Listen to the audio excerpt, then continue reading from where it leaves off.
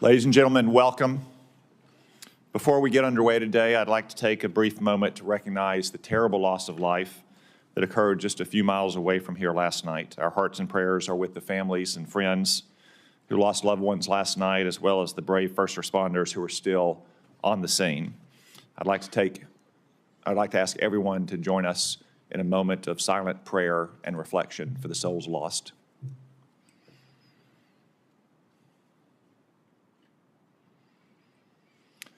Thank you.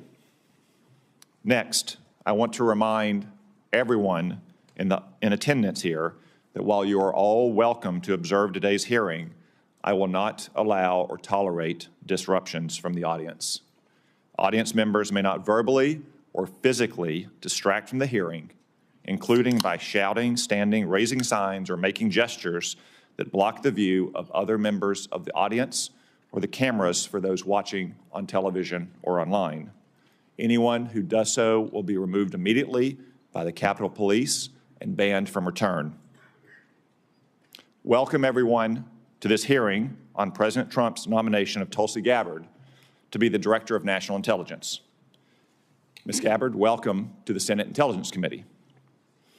I also want to welcome your family in attendance today, including your husband, Abraham, your mother, Carol, and your sister, friend Dobbin. I also want to acknowledge some very special friends of yours, Dakota Myers and Pat Payne, both Medal of Honor recipients. Gentlemen, on behalf of the grateful nation, I extend my deepest thanks to you and the heroes with whom you served.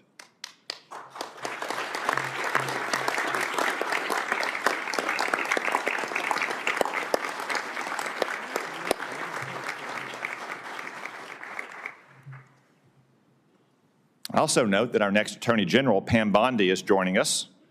Apparently, she didn't have enough fun at her own confirmation hearing. Ms. Bondi, welcome and congratulations. And finally, Senator Joni Ernst and former Senator and Chairman of this committee, Richard Burr, will introduce Ms. Gabbard shortly. We look forward to your remarks. I think it's fair to say that Ms. Gabbard's nomination has generated a bit more interest and attention than do most nominees before this committee. But I want to stress that Ms. Gabbard has been and will be treated with the exact same respect, consideration, and professionalism that we extended to every nominee. No more, no less, no better, no worse. That's how we treated CIA Director John Ratcliffe just 2 weeks ago, and how we have treated DNI nominees like Avril Haines and Dan Coates in the past. For instance, Ms. Gabbard has conducted dozens of office meetings with senators. She has completed the committee's standard questionnaire. She has answered 247 questions in writing. This is all in keeping with the committee's customs, precedents, and rules. Before I address the important work ahead at the DNI, please also let me make two observations about some of the accusations about Ms. Gabbard. First, I'm dismayed by the attacks on Ms. Gabbard's patriotism and her loyalty to our country.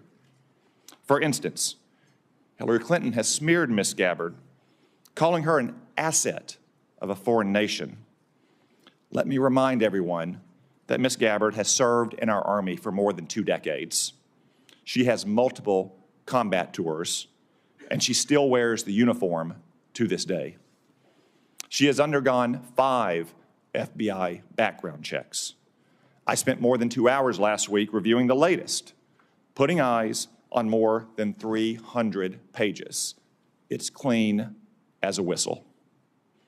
It's fine that we have differences of opinions on policies and programs. I suspect some of my Republican colleagues might disagree with some of Mrs. Gabbard's votes in the House of Representatives. Just as I suspect that some of my Democratic colleagues might criticize Ms. Gabbard's statements and actions since she saw the light and left the Democratic Party. But I sincerely hope that no one today will impugn Ms. Gabbard's patriotism and integrity. Second, I can only laugh at some critics who say that Ms. Gabbard has unconventional views. No doubt she has some unconventional views, like her criticism of Barack Obama's regime change interventions in Egypt and Libya. But guess what? I opposed the disastrous interventions in Egypt and Libya as well. Mubarak was a longtime American partner, and Egypt was a linchpin of our security system in the Middle East. Gaddafi had been scared straight after we toppled the Taliban and Saddam Hussein. He turned over his weapons of mass destruction and cooperated against terrorists. In return, we had lifted sanctions and reestablished diplomatic ties. But President Obama intervened to topple both regimes. And what came next? The Muslim Brotherhood in Egypt and dangerous chaos in Libya to this day. No one ever mistook Mubarak or Gaddafi as the little sisters of the poor. But let's not kid ourselves. The world is a dangerous place, not a church picnic. Ms. Gabbard understands this, which is why she also saw the problem with regime change interventions in these places. The vast number of governments throughout history and still today are not democratic. We may wish it were different, and we can work to improve it, but that's the way the world is. If we only befriended nations that shared our system of government and our social and cultural sensibilities, well, we wouldn't have many friends. In a fallen world, we have to take our friends where we find them. No question, stable democracies make the most stable friends, but what matters in the end is less whether a country is democratic or non-democratic, and more whether the country is pro-American or anti-American. I'll confess that those views may be somewhat unconventional, but look at where conventional thinking has got us. Maybe Washington could use a little more unconventional thinking. And I'm sure that the Office of the Director of National Intelligence could use more unconventional thinking. Ms. Gabbard, I submit that if confirmed, the measure of your success will largely depend on whether you can return the ODNI to its original size, scope, and mission. When Congress created the ODNI, we intended to put one office in charge to manage the different agencies of the intelligence community. Congress intended the ODNI to be a very lean organization that would use small staffs to execute specific tasks. Congress in no way wanted yet another unruly bureaucracy layered on top of an already bureaucratic intelligence community. Unfortunately, 20 years later, that's exactly what the ODNI has become. Incredibly, the ODNI now is now larger than any agencies it was established to manage. It has 15 offices and centers, which have many subunits within them. The ODNI staff is measured in the thousands, when it should be measured in the dozens, or maybe a few hundred. I promise that's going to change.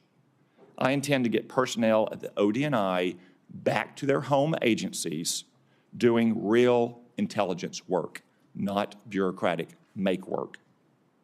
I also expect to cap the size of the ODNI. Ms. Gabbard, if confirmed, I hope you'll be a partner in these vital efforts. Another example of bureaucratic mission creep and empire building is what's come to be known in the intelligence community as D&I taxes. The ODNI levies these so-called taxes on other agencies, shifting and directing funds away from the intelligence community's core mission to the whims and fancies of any particular DNI. That practice, which seems to have grown and run rampant under Director Haynes, is also going to stop. Ms. Gabbard, if confirmed, you have a lot of work ahead of you. And as chairman of this committee, I'm committed to ensuring that we see it all the way through. At this moment, I'll now recognize Senator Risch for a brief statement. Well, thank you very much, Mr. Chairman. I appreciate that. And I want to thank Ms. Gabbard for meeting with me and having the candid conversation we did on the issues. Unfortunately, I have to chair the Foreign Relations Committee. We have our first substantive meeting today on malign influence of China here at home and abroad.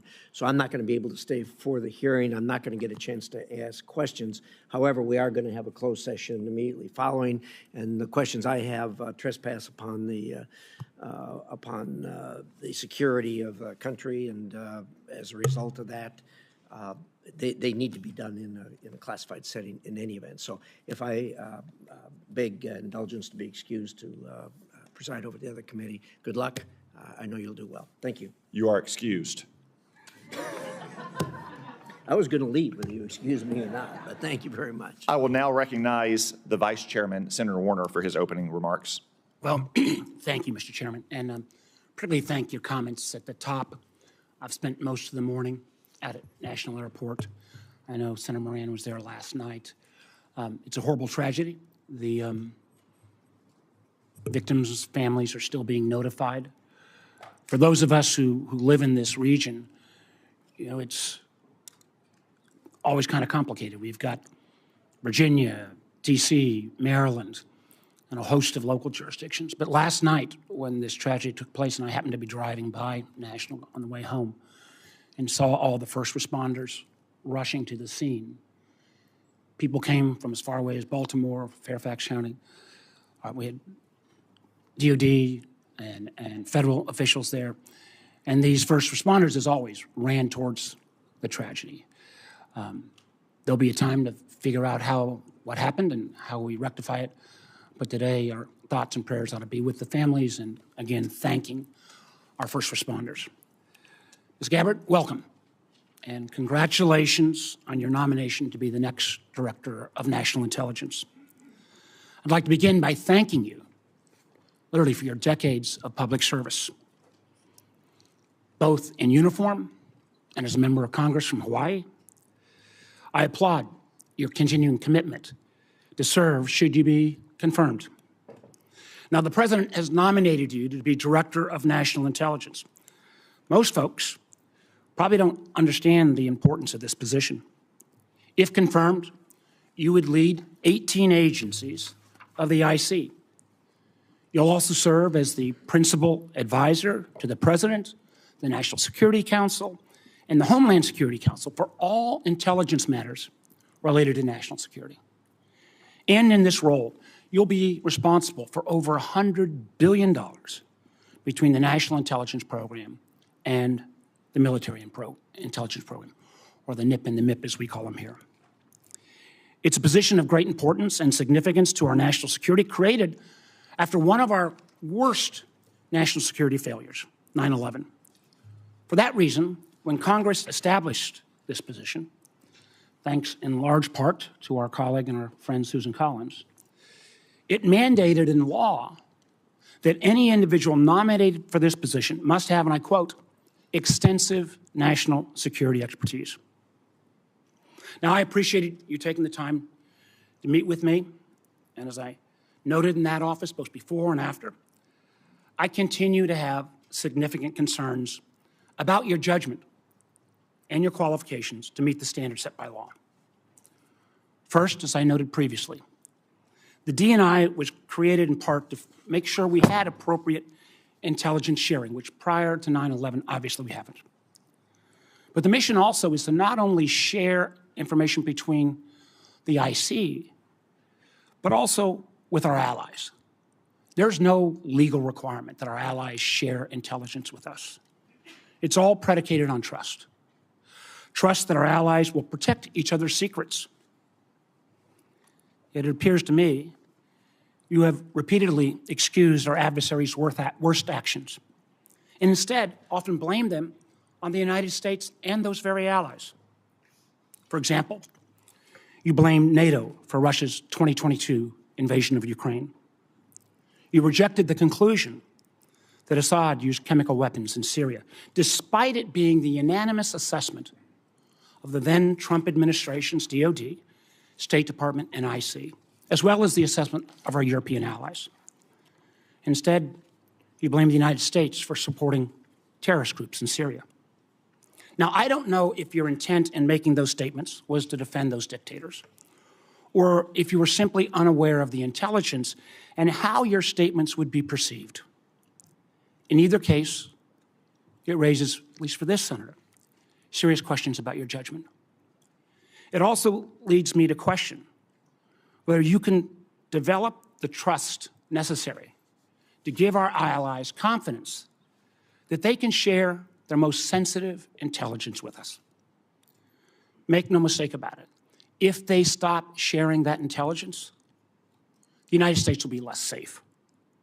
We've seen this as recently as this past year, where because of those strong intelligence sharing between the United States and Austria, countless lives were saved by disrupting a terrorist attack that was going to take place at the Taylor Swift concert in Vienna. Second, you have been publicly outspoken in your praise and defense of Edward Snowden, someone who betrayed the trust of our nation and jeopardized the security of our country. The truth is, the vast majority of the information he stole and leaked before running off to China and Russia, might I add, had nothing to do with Americans' privacy and compromised our most important sources and methods. And in many ways, we're still paying a price for that. And I believe that Edward Snowden's action put our men and women in uniform in places like Iraq and Afghanistan at risk. You have celebrated Snowden as a, quote, brave whistleblower, and actually put forward legislation asking for his pardon. Furthermore, when given the opportunity to clarify your position in pre-hearing questions, you declined. And instead, you expressed, and again, I quote, the DNI has no role in determining whether or not Edward Snowden is a lawful whistleblower. Boy, that is troubling to me in so many ways. Not only do you think that someone who divulged secrets and then ran off to Russia should be celebrated as brave, but you don't seem to understand the DNI's role in determining whistleblower determinations. In fact, the DNI has a significant role in transmitting lawful whistleblower complaints to this committee. They're all laid out right here in the statute. And I would have serious concerns about confirming someone who cannot distinguish between complaints that are made lawfully and those that are made not. In the statute, it says the job of the DNI is to protect intelligence sources and methods from unauthorized disclosure. That's a quote. I guess I'm asking, what message would it send to have a DNI who would celebrate the work of a member of the IC or a contractor that would, on their own mission, to decide what's appropriate to leak? I don't understand that. Third, until recently, you had a clear and consistent record of opposing FISA 702. I know members on this committee already understand how important this is, but for folks who don't, this law is critical to our national security. Literally 60% on average of what goes into the president's daily brief, what President Trump will read each day in assessing what's going on in the world, comes from this important piece of law that allows us to seek out those foreigners abroad for coverage. And it's helped prevent terrorist attacks. It helps us prevent foreign cyber attacks. It helps us on a topic that a lot of folks are looking at, fentanyl trafficking. Now, many in this Congress and many on the committee have tried to reform this legislation to better balance security and civil liberties. However, you have consistently gone further. Not only did you vote against reauthorizing 702, you actually introduced legislation to fully repeal the whole thing, calling it again, quote, a blatant disregard for our Fourth Amendment constitutional rights. Now, I understand that since you've been nominated to be DNI, you've expressed a change of heart. I think that's welcome, but I have to tell you, as I view this as a job interview, as I try to make my judgment on whether you should be confirmed, I don't find your change of heart credible. Because the world today is more complex and more dangerous than ever before. And we need serious people with sufficient experience to be able to navigate that complexity. I hope you use this opportunity to address my concerns and all of the members of this committee. I appreciate again your service, and I'm looking forward to a thorough discussion. Thank you, Mr. Chairman. Thank you, Mr. Vice Chairman. We welcome back Senator Richard Burr, the former chairman of this committee who has emerged from retirement to introduce Ms. Gabbard. Yet still in retirement, he still seems unable to find a pair of socks. Nonetheless, we say thank you and welcome you back, Senator Burr. Some things are very predictable, Mr. Chairman. Chairman Cotton, Vice Chairman Warner, members of this distinguished committee, I want to thank you for allowing me to join you today to provide my thoughts and support on behalf of Tulsi Gabbard's nomination to be Director of National Intelligence. This is my first visit back to the Senate in slightly over 2 years. Permit me to say, from this side of the dais, you're not as intimidating as I thought when I was on your side of the dais. When I was chairman of this committee, Senator Warner and I stuck to a single refrain with our staff: follow the facts wherever they lead. Today, an anonymous person or group launching a campaign using rumors as sources and accusations as fact can drive the outcome of an election and of public opinion. I know it to be true. Remember, I sat in your chair for the Russia investigation, where we found much of the influence to be the result of fictitious narratives driven by Russia. Now, some of you may be wondering, why do I support Tulsi Gabbard, and why am I here to introduce her as a nominee? I've experienced firsthand a coordinated attempt to influence this nominee's support in the United States Senate and with the American people.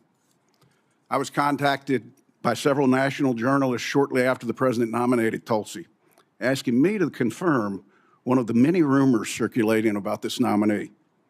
I informed each journalist over a 5-week period that the rumors shared with me was simply not true. This narrative was shared from one journalist to the next journalist to the next journalist.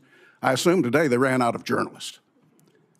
This was a coordinated effort to kill this nomination. Advise and consent is the responsibility of the United States Senate, and I truly believe that each member takes it seriously. All members of this committee were offered the opportunity for individual meetings with Tulsi, and if you chose not to meet with her, it's on you. I've done my homework, and here are the facts. Tulsi Gabbard's historic life began at birth. She's the first American Samoan-born member of Congress, period. She graduated from Hawaii Pacific University with a degree in business administration with a concentration in international business. In 2002, at age 21, Tulsi became the youngest woman in America ever elected as a state representative. That was not enough. In 2003, she joined the Hawaii National Guard. When deployed, in her re-election, her opponent raised the issue, could you serve the people that elected you if, in fact, you were deployed? What did Tulsi do? She withdrew from her re-election campaign in order to continue to serve our country in the war on terror. This would not be the first or the last time Tulsi put her country above her career. After multiple deployments and serving in the Hawaii City Council, she was elected to the United States House of Representatives, where she served 4 terms. Throughout her political career, she maintained her military service either in the National Guard or the Army Reserve. Media stories and anonymous rumors have questioned her qualifications, her patriotism, and whether she can be trusted, just to name a few. I refuse to question the qualifications of a woman who's worn the uniform of her nation for 22 years and never taken it off. No fewer than 5 times has the Department of Defense reviewed her security clearance and extended it. Every single time.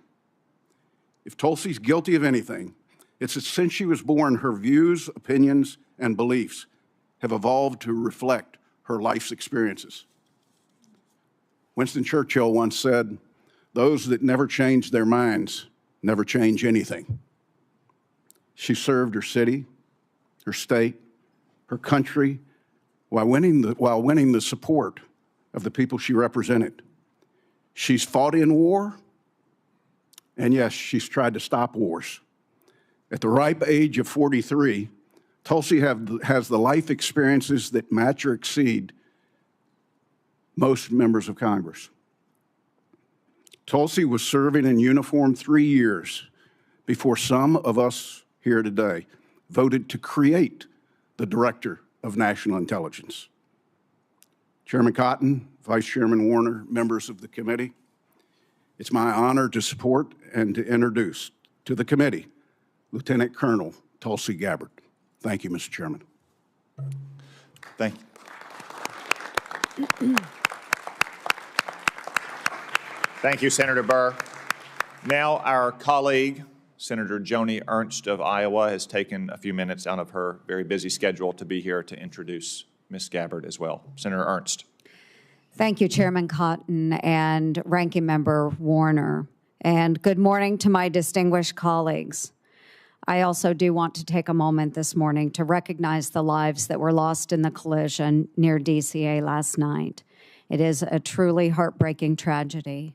My prayers are with the victims' families and their loved ones. So thank you. Duty, honor, service. These are not just words. They are principles that have guided Lieutenant Colonel Gabbard. As a young enlisted soldier in the Hawaii National Guard, Tulsi answered the call to duty upon her deployments to the Middle East. From graduating at the top of her class from the Accelerated Officer Candidate School at the Alabama Military Academy, the first woman to do so, to serving as the youngest member of Hawaii's legislature, she upheld honor while breaking barriers both in uniform and in her civilian leadership roles. And today, Lieutenant Colonel Gabbard demonstrates her commitment to service by sitting before this committee, prepared to answer the nation's call yet once again, this time as the next Director of National Intelligence. Tulsi and I share similar backgrounds, both to our nation and to our communities. We've worn the same uniforms, serving in the Army National Guard and Army Reserves, leading battalions and deploying to Iraq and Kuwait. We've both had the privilege of serving in our state legislatures and in Congress, representing the people who shaped our lives and our communities. Tulsi exemplifies what it means to rise above partisanship, putting the needs of the American people over political divisions. She put her own life on the line in combat operations and now has set aside partisan differences as a former Democrat member of Congress to answer the call to serve in a Republican administration. The mainstream media has fought to paint their own picture of Tulsi Gabbard. But let's talk about the real Tulsi Gabbard, the woman and the soldier who I've come to know and respect. And I've known Tulsi for the past decade. Relationships matter. In 2015, then Congresswoman Gabbard met my dear friend Owen, who was a dear friend of mine from Iowa State University. Owen was a wounded special operations warrior who embodies the resilience and strength of our military community. Owen was the subject of an attack in Afghanistan where he lost his leg and his left eye serving in the war. After this attack, or during this attack, Owen was tossed into the dead pile Owen, bleeding and in excruciating pain, cried out to his teammates, "I'm not dead." Thankfully, his fellow warfighter attended to Owen. But the road to recovery was long and hard, including a stint at Walter Reed Medical Center. During this time, Owen met a fellow warrior and patriot, Congresswoman Tulsi Gabbard, who became a friend, and today they remain in touch. Owen prides himself in being a very good judge of character. And Tulsi, he speaks volumes of your character. Owen's final message to me before this hearing was, Tulsi has maintained her integrity throughout her career. She's the same gal I met in 2015. She always makes time for our old, broken warriors. And colleagues, I will leave you with this. You know me. I trust Tulsi Gabbard. She will be honest with you. She will listen to your concerns. She will be receptive to your feedback. And rest assured, Lieutenant Colonel Gabbard loves this country, a fact proven by her willingness to put her life on the line to defend it.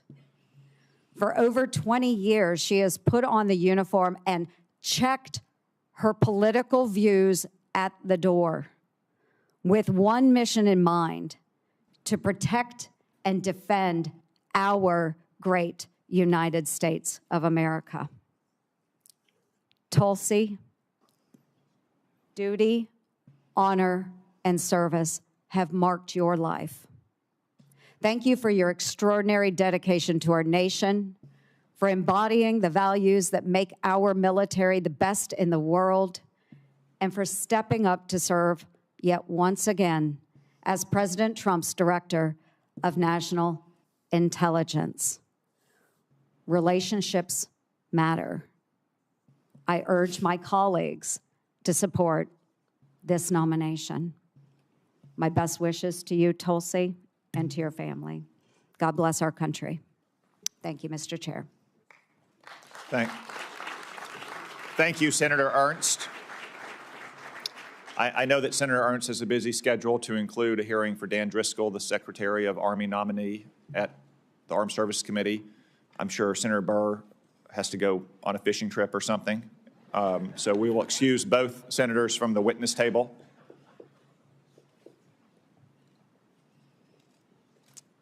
Ms. Gabbard, before we move to your opening statement, it is the custom of the committee to ask a series of obligatory questions to all nominees. First, do you swear or affirm to give this committee your full and truthful testimony? I do. Second, do you agree to appear before the committee here or in other venues when invited? Yes. Third, if confirmed, do you agree to send officials from your office to appear before the committee and designated staff when invited? Yes. Fourth, do you agree to provide documents or any materials requested by the committee in order for it to carry out its oversight and legislative responsibilities? I do. Fifth, will you ensure that your office and your staff provide such material to the committee when requested? Yes. Sixth, do you agree to inform and fully brief, to the fullest extent possible, all members of this committee on intelligence activities and covert actions rather than only the chairman and the vice chairman? Yes. Thank you for those answers, Ms. Gabbard. We now welcome the opportunity, finally, to hear from you in your own words. Thank you very much, Mr. Chairman. Before I begin, I too would like to start by offering my prayers and condolences to those who were killed in last night's horrific crash. Senator Warner, Senator Moran, our condolences and prayers are with you and all of your constituents. Again, Chairman Cotton, Vice Chairman Warner, and all of the members of the committee, it's an honor to be here before you today. I've appreciated the opportunity to meet with so many of you and address your questions and concerns before today's hearing. I know they've gone, but I'm grateful to Senators Burr and Ernst for their trust and their confidence in taking time to join us here today. To my husband, Abraham, my family, friends, fellow veterans, Medal of Honor recipients, and patriots, thank you for your love and support. I'm honored and grateful to President Trump for his trust and confidence in nominating me to serve our country as the Director of National Intelligence at a time when trust in the intelligence community, unfortunately, is at an all-time low. Chuck Schumer admitted a few years ago, quote, "You take on the intelligence community, they have 6 ways from Sunday at getting back at you." For too long, faulty, inadequate, or weaponized intelligence have led to costly failures and the undermining of our national security and God-given freedoms enshrined in the Constitution. The most obvious example of one of these failures is our invasion of Iraq based upon a total fabrication or complete failure of intelligence. This disastrous decision led to the deaths of tens of thousands of American soldiers, millions of people in the Middle East, mass migration, destabilization, and undermining of the security and stability of our European allies, the rise of ISIS, strengthening of al-Qaeda and other Islamist jihadist groups, and strengthening Iran. Here are just a few other examples. The American people elected Donald Trump as their president not once but twice, and yet the FBI and intelligence agencies were politicized by his opponents to undermine his presidency and falsely portray him as a puppet of Putin. Title I of FISA was used illegally to obtain a warrant to spy on Trump campaign advisor Carter Page, using a Clinton campaign-funded false dossier as their so-called evidence. Biden campaign advisor Tony Blinken was the impetus for the 51 former senior intelligence officials' letter dismissing Hunter Biden's laptop as disinformation specifically to help Biden win the election. Former DNI James Clapper lied to this committee in 2013, denying the existence of programs that facilitated the mass collection of millions of Americans' phone and internet records, yet was never held accountable. Under John Brennan's leadership, the CIA abused its power to spy on Congress, to dodge oversight, lied about doing it until he was caught, and yet has never been held responsible. Under Biden, the FBI abused its power for political reasons to try to surveil Catholics who attend traditional Latin Mass, labeling them as quote-unquote radical traditionalist Catholics. Personally, just 24 hours after I criticized Kamala Harris and her nomination, I was placed on a secret domestic terror watch list called Quiet Skies. Sadly, there are more examples. The bottom line is this must end. President Trump's re-election is a clear mandate from the American people to break this cycle of failure, end the weaponization and politicization of the intelligence community, and begin to restore trust in those who've been charged with the critical task of securing our nation. If confirmed as DNI, I will do my very best to fulfill this mandate and bring leadership to the intelligence community with a laser-like focus on our essential mission, ensuring the safety, security, and freedom of the American people. As the President's principal intelligence advisor, I'll begin by leading by example, checking my own personal views at the door, and committing to delivering intelligence that is collected, analyzed, and reported without bias, prejudice, or political influence. I enlisted in the Army because of the horrific terrorist attack on September 11th and volunteered to deploy to Iraq in 2005, where I served in a medical unit. After nearly 22 years in uniform with 3 combat deployments to the Middle East and Africa, I'm now a lieutenant colonel in the U.S. Army Reserve, where I serve as a battalion commander of soldiers in Oklahoma, Missouri, and Arkansas. I served in Congress for 8 years on the Homeland Security, Foreign Affairs, and Armed Services committees. And it's my experience in the military and in the halls of Congress that have given me a deep understanding of the complex challenges that our nation faces, in both roles engaging with world leaders, in both roles being privy to highly classified intelligence. So I know firsthand how essential accurate, unbiased, and timely intelligence is to the President, to Congress, and to our warfighters. I also know the heavy cost of intelligence failures and abuses. Senator Collins, you led the creation of ODNI specifically to address those intelligence failures of 9/11 and Iraq's so-called WMDs. The need for the ODNI under strong leadership still exists today. If confirmed, I'll bring my experience and fresh eyes to leading the intelligence community. And my day one priorities will be to assess the global threat environment, identify where gaps in our intelligence exist, integrate intelligence elements, increase information sharing, and ensure that unbiased, apolitical, objective collection and analysis to support the president and policymakers' decision-making occur. I'll work to end the politicization of the intelligence community and ensure there is a clear mission focus in the IC on its core mission of this unbiased, apolitical collection and analysis of intelligence to secure our nation. I'll work to rebuild trust through transparency and accountability. This is a national security imperative.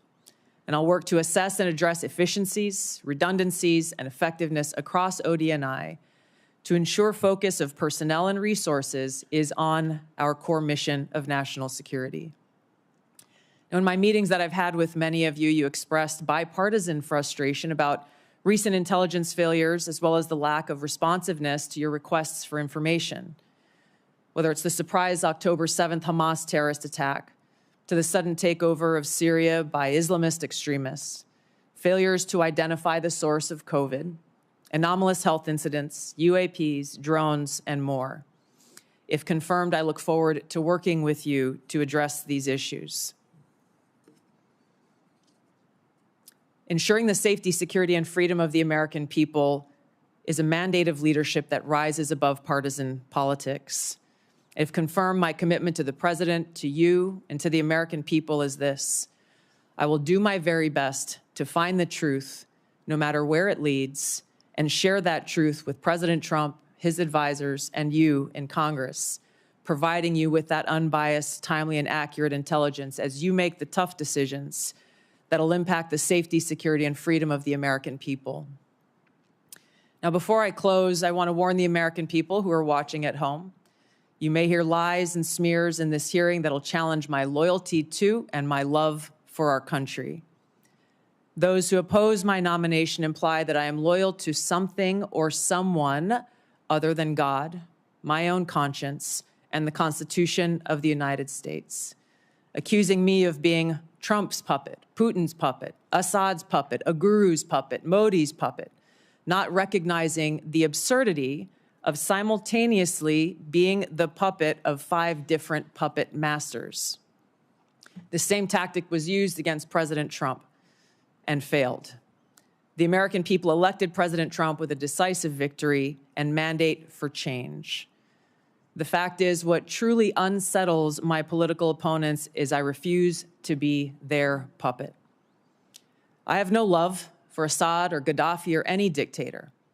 I just hate al-Qaeda. I hate that we have leaders who cozy up to Islamist extremists, minimizing them to so-called rebels. As Jake Sullivan said to Hillary Clinton, quote, al-Qaeda is on our side in Syria. Well, Syria is now controlled by an al-Qaeda offshoot, HTS, led by an Islamist jihadist who danced in the streets on 9/11 and who was responsible for the killing of many American service members. Democrat senators in the past resorted to anti-Christian bigotry against some of President Trump's judicial nominees like Amy Coney Barrett and Brian Boucher. I condemn those actions as a Democrat in Congress at the time, as religious bigotry must be thoroughly condemned by all of us, no matter the religion. Unfortunately, there are some Democrat senators who still don't understand the principle of freedom of religion and Article 6 of the Constitution. Quote, no religious test shall ever be required as a qualification to any office or public trust under the United States. Unfortunately, they're once again using the religious bigotry card, but this time trying to foment religious bigotry against Hindus and Hinduism. If anyone is sincerely interested in knowing more about my own personal spiritual path of Hinduism, I welcome you to go to my account on X, where I'll share more on this topic. If confirmed as Director of National Intelligence, I will continue to live by the oath that I have sworn at least 8 times in my life, both in uniform and as a member of Congress. I will support and defend our God-given freedoms enshrined in the Constitution of the United States against all enemies, foreign and domestic, and I will bear true faith and allegiance to the same. Thank you very much for your time. I look forward to your questions. Thank you, Ms. Gabbard. A few reminders before we begin our 5-minute round of questioning. First, a reminder to the audience, once again, I will not tolerate disruptions or disturbances either in favor of or in opposition to Ms. Gabbard. We all came to hear from Ms. Gabbard, not from you. 2 reminders to my colleagues. We'll have a 5-minute round of questions. Not 5.5, not 6, 5-minute round. We will also have a closed session after this hearing in which you'll have another 5-minute opportunity to ask questions. Second, if any question, as Senator Risch alluded to, begins to approach the line of classified material, my crack staff will advise me and I will ask you to hold the question until we get to a closed setting. Mr. Chairman, could I just inquire? I was under the understanding that if in the open round, because this is the only time the American people will be able to see this judgment, you'd agreed if certain members needed to ask a second round of questions in the public setting, that would be available. As is our custom, if a member waits until the end of the opening round and has a follow-up question, then we will permit that follow-up question. Thank you, Mr. Chairman. Ms. Gabbard, if confirmed, you'll be entrusted with our nation's most important secrets. We're all entrusted with that information to serve the American people and to keep our country safe. Unfortunately, as you said in your opening statement, we've seen too many instances in recent years of people who were trusted with classified information and went on to abuse and politicize that trust. For example, in October 2020, more than 50 former intelligence officers, many of whom still held a top-secret clearance, wrote a letter invoking their credentials to make false claims about Hunter Biden's laptop, likely being Russian disinformation. Do you agree that this was an example of intelligence professionals abusing and politicizing their past positions and credentials? Yes, Mr. Chairman, I do, and it is an example of what needs to end and why the American people elected President Trump to bring about those necessary reforms. Thank you. Will you commit that no one who abuses his past position and credentials in this fashion will hold a security clearance in the future? Yes. Thank you. Now, I want to be fair to my Democratic colleagues. Such abuses aren't just a problem on the left. Also in 2020, President Trump's former national security advisor, John Bolton, published a book in which he revealed sensitive conversations with the president on national security matters, including highly classified information. He didn't submit this book for review and approval to ensure that our national security secrets were protected. Do you agree that John Bolton's actions likewise undermined public trust? Yes, Mr. Chairman. Will you commit that no one who so abuses his past position and risks the exposure of classified information by publishing a book without submitting it for review and getting approval before publication will hold a security clearance again or be trusted with classified information again? Yes. Thank you. Let's move on to the topic of OD&I reform that I mentioned in my opening statement. Congress originally envisioned the OD&I to be a small coordinating agency that directs, rather than replicates, the now 18 constituent agencies that make up our intelligence community. Over the years, however, the OD&I has strayed from this vision to an organization that now publicly boasts nearly 2,000 people, more than half of whom are not detailed from an intelligence agency, but rather are career OD&I bureaucrats. They've even developed centers that are producing their own analysis. Will you commit today to working with this committee to restoring the OD&I to its original size, scope, and function? Yes, Senator, I look forward to working with you and the committee as I, if confirmed, assess the current status of who is working in the OD&I and the function that they fulfill to make sure of its effectiveness and elimination of redundancies and bloating. Thank you. Do you support some of the policy proposals I mentioned in my opening statement about capping the size of the OD&I, eliminating OD&I taxes, returning employees back to their home agencies to do real intelligence work? Yes, Senator, I look forward to working with you as we assess where the OD&I needs to be in order to fulfill its core mission and function. Thank you. And in your preparation for this hearing and this important responsibility, have you developed any thoughts that explains the mission creep and the empire building that we've seen at the OD&I in recent years? Yes, Senator, I've had the opportunity to review the history of the OD&I, to speak to Ambassador Negroponte, the first Director of National Intelligence, as well as others who have served in this position. I think there are a number of contributing factors to the creation of centers, or not centers, but offices like the recently eliminated Office of DEI within ODNI, and other areas where I need to go in and assess the replication and the duplication of responsibilities that exist elsewhere and some of the other intelligence elements that ODNI has oversight over. Thank you. Colleagues, I will lead by example and yield back 1 minute of my time and recognize the Vice